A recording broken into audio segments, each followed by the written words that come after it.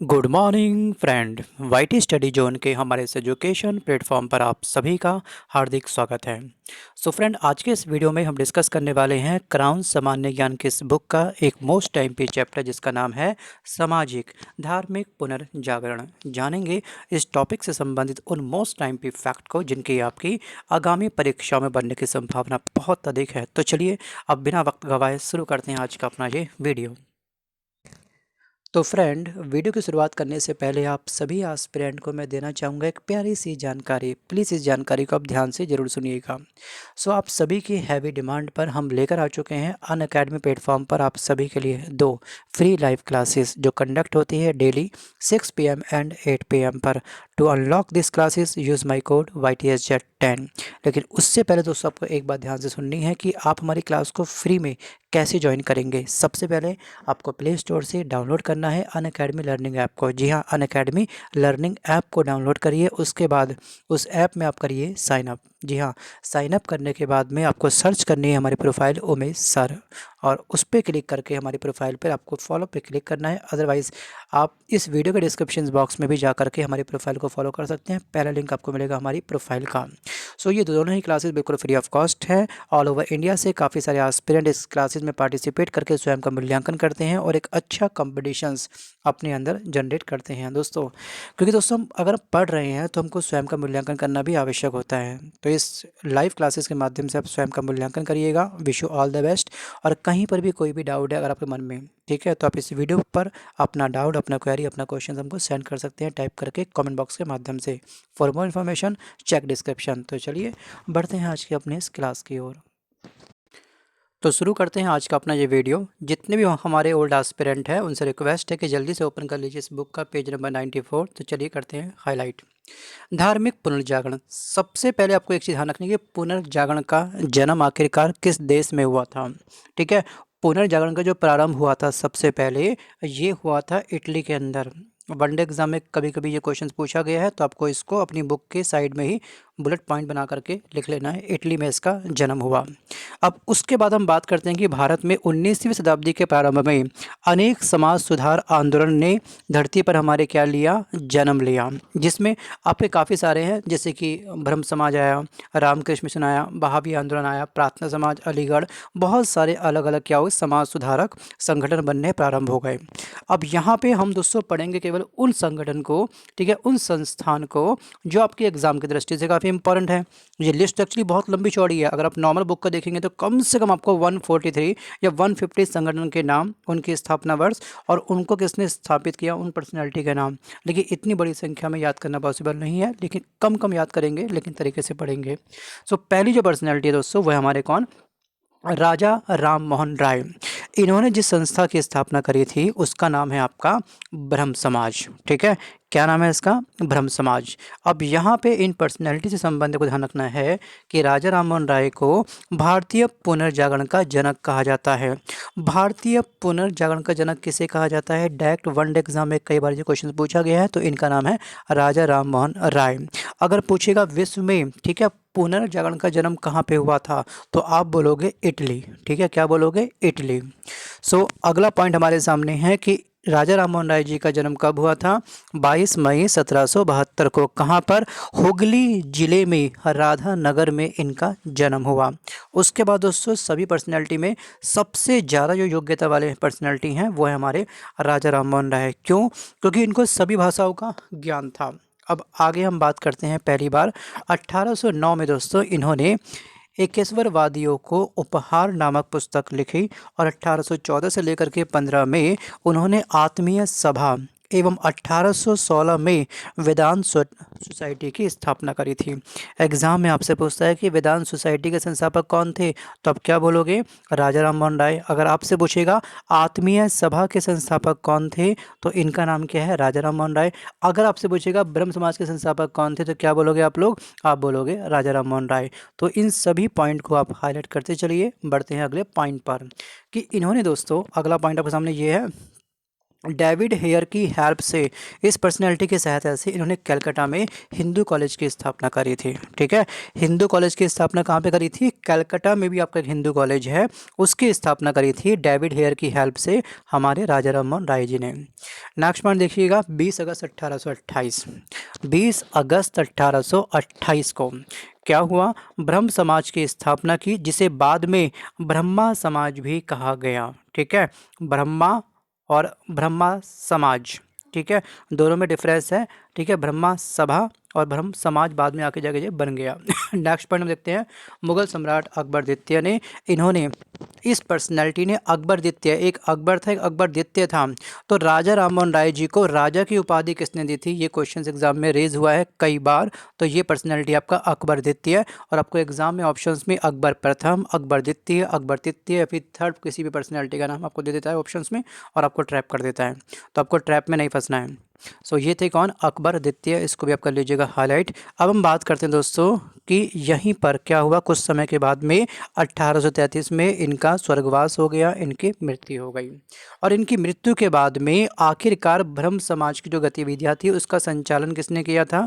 तो उनका नाम है दोस्तों देवेंद्रनाथ टैगोर। मोस्ट टाइम पे क्वेश्चन ये है, इसको आप लगाइए स्टार। इस चीज़ को ध्यान रखिएगा कि इनकी मृत्यु के बाद में इस सभा का संचालन किसने किया था? उनका नाम है देवेंद्रनाथ टैगोर। ठीक है, ना कि रविंद्रनाथ टैगोर। बच्चे इसमें कन्फ्यूज बहुत होते हैं। तो ये थे कौन? देवेंद्रनाथ टैगोर। अब हम सीधे बढ़ते हैं अगले पॉइंट पर। आप दोस्तों चाहो तो अगर आपको इतिहास में कुछ एमए से आप इतिहास कर रहे हैं, ठीक है, तो आप लोग हर एक पॉइंट को पढ़ सकते हैं, लेकिन हम फोकस कर रहे हैं केवल उन स्टूडेंट को जिनको अपना एग्ज़ाम क्वालिफाई करना है। चलिए, अब हम बात करते हैं, अगला जो हमारा पॉइंट है वो है प्रार्थना समाज। अभी आप एक काम करिए, छोटा सा प्रार्थना समाज में बढ़ने से पहले ना यहाँ पे एक हल्का सा स्टार और लगाइए। राजा राममोहन राय जी के बारे में मैं आपको एक चीज़ और देना चाहूँगा जानकारी, कि सुभाष चंद्र बोस ने राजा राममोहन राय को, ठीक है, इनको एक उपाधि दी थी। वो उपाधि थी आपकी युग दूत। ये उपाधि किसने किसको दी थी? तो ये उपाधि सुभाष चंद्र बोस ने राजा राममोहन राय जी को दी थी। तो ये लिख लीजिएगा साइड में बुक में कहीं पर।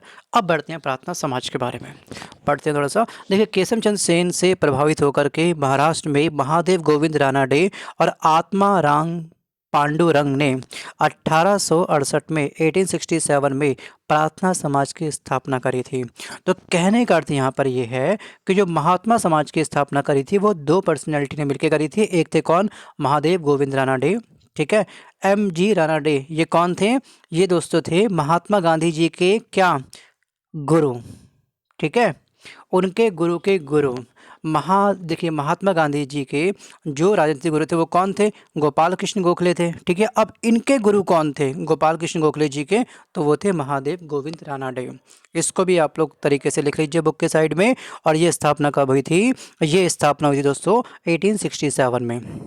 नेक्स्ट पॉइंट देखते हैं, इनको महाराष्ट्र का सुकरात भी कहा जाता है। मतलब कि महादेव गोविंद रानाडे जी का एक अन्य नाम भी है, इनका एक अन्य उपाधि दी गई है, वो है आपके क्या? महाराष्ट्र का सुकरात। सीधे पूछता क्वेश्चंस कि महाराष्ट्र का सुकरात ये उपनाम किस पर्सनैलिटी का है? दिए थे आपको एग्जाम में ऑप्शंस, राजा राममोहन राय, ठीक है, महादेव गोविंद रानाडे, आत्माराम पांडुरंग। तो आपको ध्यान रखना, राइट आंसर क्या हो जाएगा? महादेव गोविंद रानाडे। अब बढ़ते हैं अगले पॉइंट पर। वैसे आपके मन में एक सवाल तो जरूर उठ रहा होगा सर, कि आखिरकार ये संस्था जो स्थापित हुई है ये कुछ करती थी या नहीं करती थी? इनका दोस्तों वास्तविक उद्देश्य था जो हमारे धरती पर, ठीक है ना, भारत के क्षेत्र पर जो भी कमियां हैं उन सबको नष्ट करना, उन सबको समाप्त करना। जैसे अगर हम बात करेंगे प्रार्थना समाज के बारे में, तो प्रार्थना समाज की स्थापना का मेन जो उद्देश्य था, मेन जो एम था इसका, वो था जाति प्रथा का विरोध करना। स्त्री पुरुष विवाह की जो आयु है बहुत ही कम होती थी, उसको इंक्रीज करना। सबसे बड़ी समस्या दोस्तों ये थी कि छोटी उम्र में विवाह कर देना किसी का, ठीक है। अगर कोई महिला अगर विधवा हो भी गई है, ठीक है, तो उसका पुनर्विवाह होना चाहिए, इसको लेकर के काम करना था इसको, ठीक है। और ये सभी संस्थाएं जो बनी थी, इनका विकास, इनका काम था स्त्री शिक्षा आदि को प्रोत्साहन देना। तो मतलब कि कुछ खामियां हमारे क्या भारत के उस टाइम पर बहुत सारी खामियां थी, जैसे सती प्रथा था, दास प्रथा था। मतलब कि इंसान को परचेज कर लिया, दास बना दिया, उससे 22 घंटे काम ले रहे हैं, तो बॉडी कहाँ तक चलेगी? खाने को मिलता क्या था? केवल रोटी, बस रोटी नमक खा लो, काम करते रहो। बॉडी अगर बोल गई, मतलब कि बॉडी अगर एक्सपायर हो गई, काम करते करते ख़त्म हो गई, तो उसे किसी कूड़े के ढेर में जाके फेंक दो, खुले मैदान में ढक दो किसी मिट्टी से, बस ये होता था पहले। तो कमियां तो बहुत सारी थी। तो यहाँ पे इनका योगदान बहुत तगड़ा था और एग्ज़ाम में यहाँ से आपका एक क्वेश्चन पक्का बनता है। भारत में सामाजिक धार्मिक सुधार आंदोलन जितने भी रहे हैं, जो भी संस्थाएं बनी हैं, उनसे आपका एक क्वेश्चन पक्का बनता है। और एक एक क्वेश्चन किसी कोहिनूर हीरे से कम नहीं होता है, क्योंकि एक क्वेश्चन की कीमत दोस्तों, एक नंबर की कीमत वो बच्चा बड़े अच्छे से जानता है जो 0.25 नंबर के कट ऑफ से बाहर हो जाता है लिस्ट से। ऐसा होता है, लेकिन ठीक है। चलिए अब हम बात करते हैं आर्य समाज के बारे में। शहर में आर्य समाज, हाँ ये नहीं करा। हाँ, वेद समाज देखिए पहले आप लोग। केशव चंद्र की मद्रास यात्रा से प्रभावित होकर के श्रीधरलू नायडू ने मद्रास में वेद समाज की स्थापना करी थी। ठीक है, कब की थी? 1871 में। ये लिख लीजिए साइड में इसके, ठीक है, कोमा मार्क लिखना 1871, यहाँ पर लिख लीजिए। अब बात करते हैं आर्य समाज के बारे में। दयानंद सरस्वती जी का जन्म 1824 में गुजरात के कठियावाड़ में हुआ। और जो दयानंद सरस्वती हैं, इनके बचपन का नाम क्या था? मतलब कि जो निक नेम है बचपन का, जो रियल नेम था इनका, वो नाम था आपका मूलशंकर। और इनके जो प्रथम गुरु हैं दयानंद सरस्वती जी के, इनका नाम था गुरु स्वामी पूर्णानंद, जिन्होंने मूलशंकर का नाम बाद में चेंज कर दिया। नया नाम क्या दिया इनको? दयानंद सरस्वती। और इसी के नाम से ये क्या हो गए? विश्व विख्यात हो गए। तो दयानंद सरस्वती जी के गुरु का नाम क्या था? स्वामी पूर्णानंद। जन्म कब हुआ? 1824 में। इनका मूल नाम क्या था? मूलशंकर। तो ये 3 फैक्ट आपको नोट्स में अपने तैयार कर लेने हैं। आगे हम बात करते हैं। दयानंद ने 1874 में हिंदी भाषा में सत्यार्थ प्रकाश की रचना करी थी, और जिसे आर्य समाज का बाइबल भी कहा जाता है।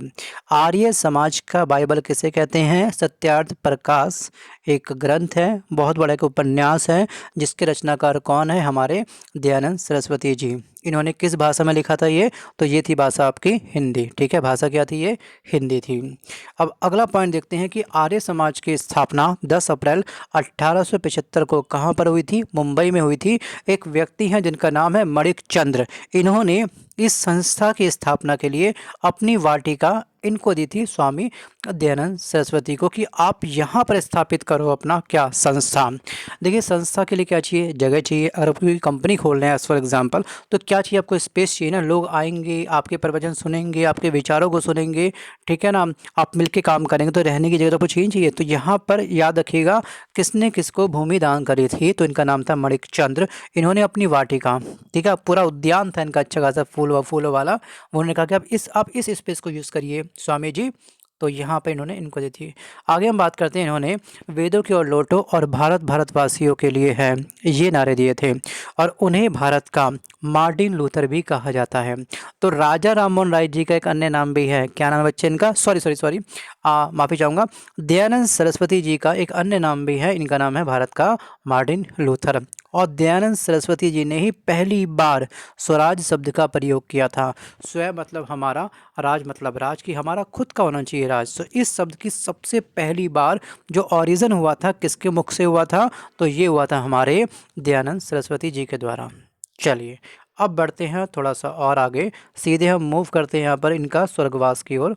दयानंद सरस्वती जी की मृत्यु 30 अक्टूबर 1883 को कहाँ पे हुई थी? अजमेर में हुई थी। कहाँ पे हुई थी? अजमेर में हुई थी। यंग बंगाल आंदोलन, इससे संबंधी आपको ये फैक्ट ध्यान रखना है कि डेरेजियो को आधुनिक भारत का प्रथम राष्ट्रवादी कवि कहा जाता है। तो आधुनिक भारत का प्रथम राष्ट्रवादी कवि कौन है? इनका नाम क्या है? तो आपको ध्यान रखना है क्या? डेरेजियो। एसएससी 10+2 में इन पर्सनालिटी का नाम 2 से 3 बार पूछा गया है इस एग्ज़ाम में। आगे हम बात करते हैं रामकृष्ण मिशन जी के बारे में। तो रामकृष्ण मिशन जी के बचपन का नाम था गदाधर चट्टोपाध्याय, और ये कलकत्ता के दक्षिणेश्वर काली मंदिर के पुजारी भी थे। और स्वामी विवेकानंद रामकृष्ण के शिष्य थे। ठीक है, स्वामी विवेकानंद किसके थे? इनके गुरु का नाम क्या था? इनके गुरु का नाम है रामकृष्ण। और उनका जन्म 1863 में कलकत्ता में हुआ, और इनका मूल नाम था नरेंद्र नाथ दत्त। याद रखिएगा किसकी बात कर रहे हैं हम लोग? अभी हम बात कर रहे हैं यहाँ पर क्या? इनके बारे में। ठीक है, आगे हम बात करते हैं दोस्तों कि विवेकानंद ने 1897 में कलकत्ता में वेलूर नामक स्थान पर रामकृष्ण मिशन की स्थापना करी थी। और उसके बाद क्या हुआ, आपको सिंपल यहाँ पे ध्यान रखना है, इस पॉइंट पर मूव कर जाएंगे सीधे कि महाराज खेतड़ी के सुझाव पर इन्होंने अपना नाम नरेंद्र नाथ से बदल करके स्वामी विवेकानंद रखा था। किसके कहने पर, महाराज खेतड़ी के सुझाव पर कि आपका जो नाम है ना, ये नाम आप चेंज कर दीजिएगा। नाम परिवर्तित करने का भी ऐसे दोस्तों कहा गया है कि इम्पैक्ट पड़ता है इंसान के ग्रहों पर, कह सकते हैं हम लोग, है ना। आपने देखा होगा बहुत सारी पर्सनैलिटी हैं जो अपने नाम को चेंज करती हैं, बहुत सारी पर्सनैलिटी है। आपको क्या लगता है, अपनी राय मुझे कमेंट बॉक्स में ज़रूर लिखिएगा। आगे हम बात करते हैं दोस्तों कि वे मुंबई से पेनिनसुलर जहाज़ से रवाना हुए और उन्हें मिसेज हॉल नामक महिला के प्रयत्नों से सम्मेलन में प्रवेश मिला। और अब हम बात करते हैं कि आयरिश महिला जिनका नाम है मार्गरेट नोबेल विवेकानंद की पहली शिष्या बनी थी, जिन्हें भारत में सिस्टर निवेदिता के नाम से भी जाना जाता है। तब इनका वास्तविक नाम क्या है, एग्जाम में पूछेगा, तब क्या बोलोगे, आप बोलोगे मार्गरेट नोबेल। ये इनका क्या था, वास्तविक नाम था। वैसे एक्चुअली ये स्टेट बेसिस में पूछा गया इनका नाम एक दो बार, तो आपको याद रखना है। आगे हम बात करते हैं थियोसॉफिकल सोसाइटी। मैडम व्लावत्स्की और कर्नल ऑलकोट ने 1875 में न्यूयॉर्क में थियोसॉफिकल सोसाइटी की स्थापना करी थी। कब करी थी, 1875 में। उसके बाद उस मद्रास में इसका अंतर्राष्ट्रीय कार्यालय भी खोला गया था। कब खोला गया था, 1882 में। और इसके बाद ध्यान रखना है आपको एनी बेसेंट जी के बारे में। एनी बेसेंट ने क्या करा, 1888 में इस सोसाइटी की ये मेंबर बनी, सदस्य बनी, और 1907 में थियोसॉफिकल सोसाइटी के ये बाद में अध्यक्ष भी बनी थी। और एनी बेसेंट ने ही सन 1898 में बनारस में सेंट्रल हिंदू कॉलेज की स्थापना करी थी। याद रखना, हिंदू कॉलेज अलग था, ठीक है, उसके संस्थापक अलग थे, अभी जो मैंने पढ़ा है कुछ समय पहले। और ये बात कर रहे हैं हम लोग, सेंट्रल हिंदू कॉलेज की स्थापना किसने करी थी, एनी बेसेंट ने करी थी। कब करी थी, 1898 में। तो चलिए आगे हम बात करते हैं 1916 में मदन मोहन मालवीय जी ने भी क्या करा था, BHU बनारस हिंदू विश्वविद्यालय। काफ़ी सारे बच्चे यहाँ पे भी स्टडी कर रहे होंगे हमारे अभी। तो इसकी स्थापना कभी थी, 1916 में। किसने करी थी, मदन मोहन मालवीय जी ने। अब बात करते हैं अलीगढ़ आंदोलन। सर सैयद अहमद खान ने अलीगढ़ आंदोलन का नेतृत्व किया। अब इसके बाद हम देखते हैं सैयद अहमद ने 1864 में कलकत्ता में साइंटिफिक सोसाइटी और 1875 में अलीगढ़ मुस्लिम एंग्लो ओरिएंटल कॉलेज की स्थापना की, जो 1920 में अलीगढ़ मुस्लिम विश्वविद्यालय बना। अब देखते हैं हम दोस्तों, यहाँ पे ये खास इंपॉर्टेंट नहीं है, आप चाहो तो पॉज करके पढ़ सकते हो। हम मूव करेंगे सीधे यहाँ पर अहमदिया आंदोलन, ठीक है। सो इसकी स्थापना कब हुई थी, इसकी स्थापना हुई थी 1889 में। मिर्ज़ा गुलाम अहमद ने इसकी स्थापना करी थी। और इस आंदोलन की शुरुआत गुरदासपुर ज़िले के कादियान नामक स्थान पर हुई थी, इसलिए इसका एक अन्य नाम और है इस आंदोलन का, इसका अन्य नाम है कादियानी आंदोलन। जैसे आप देखते हैं झेलम का युद्ध, बितस्ता का युद्ध, है ना, उसके 3 नाम और हैं। सो वैसे इस आंदोलन को भी अलग अलग नाम दिए गए। अब हम दोस्तों पेज नंबर आ चुके हैं 96 पर। इसमें आपको मिलेगा पहला पैराग्राफ ये वाला कि प्रमुख सामाजिक धार्मिक सुधार आंदोलन। इसमें आपको ध्यान रखना है केवल ये राधा स्वामी सत्संग। यूपी TSSC जैसे एग्जाम में इसके बारे में 4 से 5 बार पूछा गया। इसकी स्थापना कब हुई थी, बस ये हुई थी आपकी 1861 में। स्थान क्या था इसका, आगरा। और संस्थापक कौन थे इसके, शिव दयाल साहिब, जिसको हम बोलते हैं तुलसी राम। एग्जाम में आपको जो ऑप्शन मिलता है वो मिलता है तुलसी राम के नाम से ऑप्शन, लेकिन आपको इनके ये नाम भी ध्यान रखने हैं। नेक्स्ट पॉइंट है आपका भारतीय सेवक समाज, स्थापना 1905, स्थान मुंबई, और संस्थापक हैं गोपाल कृष्ण गोखले। हरिजन सेवक संघ, ठीक है, स्थापना हुई 1932 में पुणे में, और संस्थापक कौन है, महात्मा गांधी। अब हम बात करते हैं कुछ महत्वपूर्ण प्रतिबंधों के बारे में, जैसे सती प्रथा प्रतिबंध, ठीक है। सती प्रथा क्या होती है पहले समझ लीजिएगा थोड़ा सा। जब भी किसी भी महिला का कोई भी अगर पति एक्सपायर हो जाता है तो उसका जब हम लोग दाह संस्कार करते हैं किसी भी पर्सन का उस समय, ठीक है, तो उसमें उसकी वाइफ को भी उसकी चिता के ऊपर जिंदा बैठाया जाता है। अगर वो एग्री नहीं होती है, जोर जबरदस्ती करके उसको उसकी चिता के ऊपर रखा जाता है उस महिला को, ठीक है, और डंडों से हर तरफ से सपोर्ट देकर वो भाग ना जाए, कहीं वो उछल ना जाए वहाँ से, कहीं भाग ना जाए, तो ज़बरदस्ती मन लगा करके उसको भी उसमें जलाया जाता है। ये होती है सती प्रथा। और दोस्तों एक चीज़ और, दुनिया का सबसे बड़ा जो पेन होता है मेडिकल टर्म के अंदर, वो होता है किसी भी बॉडी का, जिंदा बॉडी का जलना। सबसे भयंकर पेनफुल, बहुत तगड़ा वो होता है। सोचिए इतनी बुरी प्रथा यहाँ पे थी। तो लॉर्ड विलियम बेंटिंग के समय में 1829 में एक नियम आया था। ये नियम था दोस्तों ये वाला, इसके तहत सती प्रथा को क्या करा गया, प्रतिबंधित किया गया। ठीक है, क्या किया गया, प्रतिबंधित किया गया। तो ये दोस्तों क्या है, नियम 17 है ना, नियम क्या है आपका 17 है। इसके तहत इस प्रथा को समाप्त किया गया। अब हम बात करते हैं विधवा पुनर्विवाह। 1856 में विधवा पुनर्विवाह अधिनियम के नियम 15 के द्वारा विधवा विवाह को वैध करार देते हुए पैदा होने वाले बच्चे को भी वैध माना गया। और इसके लागू होने के समय भारत के गवर्नर कौन थे, तो ये थे लॉर्ड कैनिंग। ठीक है, कौन थे, लॉर्ड कैनिंग थे। और दोस्तों एक चीज़ और ध्यान रखिएगा कि जो लॉर्ड कैनिंग है, इसका जो सर्वमान्य काल है, मतलब इसने कब तक ये भारत में रहा था, तो इसका काल है आपका 1856 से लेकर के 1862। और इसी के काल पे सबसे अधिक विकास हुआ है भारत का। इसने क्या करा, इसने सबसे पहले क्या करा था, याद रखिएगा, लॉर्ड कैनिंग ने यहाँ पर हाई कोर्ट की स्थापना करी थी। ठीक है, भारतीय दंड प्रक्रिया संहिता किसके काल में स्टार्ट हुई थी, लॉर्ड कैनिंग के काल पर हुई थी। ठीक है, और विधवा पुनर्विवाह अधिनियम पारित कब हुआ था, इसी के काल पे हुआ था। और मुंबई, कलकत्ता, ठीक है, मद्रास में एक एक उच्च न्यायालय की स्थापना किसने करी थी, इसी ने करी थी। और साथ साथ दोस्तों एजुकेशन को लेकर के विश्वविद्यालयों की स्थापना किसके काल पे हुई थी, लॉर्ड कैनिंग के काल पे हुई थी। अगर सभी जितने भी आपके लॉर्ड रहे हैं, जैसे आपका हम कह सकते हैं लॉर्ड कैनिंग, ठीक है ना, Lord Lytton, Ripon, Dufferin, Lansdowne, Curzon, Minto, Hardinge, Chelmsford, Reading, Irwin, Willingdon या फिर लिनलिथगो, जो भी आप लोगों को पर्सनैलिटी याद है वायसराय की या फिर लॉर्ड की, ठीक है, उसमें सबसे ज़्यादा इंपॉर्टेंट जो है वो है आपका लॉर्ड कैनिंग। तो इस पर्सनैलिटी को आप लोगों को अच्छे से पढ़ के जरूर जाना है अपने एग्जाम में। ये चैप्टर आपको बुक में मिल जाएगा विस्तार पूर्वक। आगे हम बात करते हैं दोस्तों, ईश्वर चंद्र विद्यासागर में विधवा पुनर्विवाह की स्थिति में सुधार लाने के लिए अथक प्रयास किए। और इसके बाद आपको ध्यान रखना कि विधवा आश्रम की स्थापना किसने करी थी, D.K. कर्वे ने कहाँ पर करी थी, पुणे में करी थी। चलिए अब हम बात करते हैं शिशु वध प्रतिबंध। गवर्नर जनरल कौन था इस समय, जॉन सोर ने। 1795 के बंगाल नियम, ये क्या हो जाएगा 21, एवं 1802 के नियम 45 के द्वारा इस प्रथा को भी क्या करा, समाप्त करने का प्रयास किया। एक है आपका नेटिव मैरिज एक्ट, 1872 के इस एक्ट के द्वारा अंतर जातीय विवाह को भी मान्यता प्रदान की गई।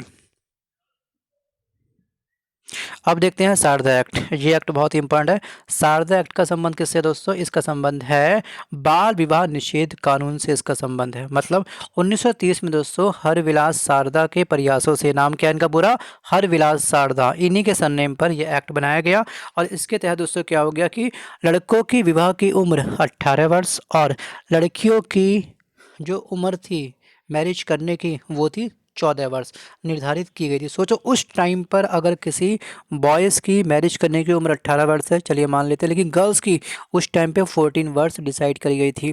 मतलब कि जब ये एक्ट नहीं आया होगा उससे पहले इनकी एज क्या थी, कुछ नहीं, छोटी उम्र में शादी कर दो, ठीक है ना, बॉडी भले ही तैयार ना हो लेकिन फिर भी शादी कर दो, क्योंकि कॉम्प्लिकेशन बहुत तगड़े आते हैं। ठीक है, इसके बारे में मैं इसमें क्लास में डिस्कस नहीं करूँगा क्योंकि ये क्लास कोई बायोलॉजी की नहीं है, ये क्लास चल रही है हिस्ट्री की। तो अब समझिए पहले कितनी बुरी स्थिति थी। चलिए अब हम बात करते हैं दोस्तों यहाँ पे नर बलि प्रतिबंध। देखिए नर बलि प्रथा 1844 से लेकर के 4500 में हॉर्डिंग प्रथम के समय में समाप्त हो गई थी। इस प्रथा को समाप्त करने के लिए कैंपवेल की नियुक्ति की गई थी। किसकी नियुक्ति की गई थी, किस पर्सनालिटी की, वो थे आपके कैंपवेल। और दास प्रथा प्रतिबंध, इस प्रथा पर पूर्ण प्रतिबंध 1833 के चार्टर एक्ट के द्वारा लाया गया था। ठीक है, और क्या हुआ था, एलन बरो ने 1843 में 5वें अधिनियम के द्वारा पूरे भारत में दास प्रथा को समाप्त कर दिया। सो फ्रेंड, ये था टॉपिक हमारा सामाजिक, धार्मिक पुनर्जागरण। आई होप सो आपको ये वीडियो पसंद आया होगा। अगर वीडियो पसंद आया हो तो वीडियो को लाइक करिए, अपने फ्रेंड तक इस वीडियो को शेयर करिए। आप भी आगे बढ़िए, औरों को भी आगे बढ़ने का पूरा पूरा मौका दीजिए। अगर आपके पास में ये बुक नहीं है तो बुक को या तो आप मार्केट से परचेज़ कर लीजिएगा, या फिर बुलेट पॉइंट में अपने A4 शीट लेकर के इन सभी पॉइंट्स के नोट्स खुद तैयार कर लीजिए। ठीक है, चलिए मिलता हूँ जल्द एक नए वीडियो के साथ। तब तक के लिए धन्यवाद। Bye bye and take care.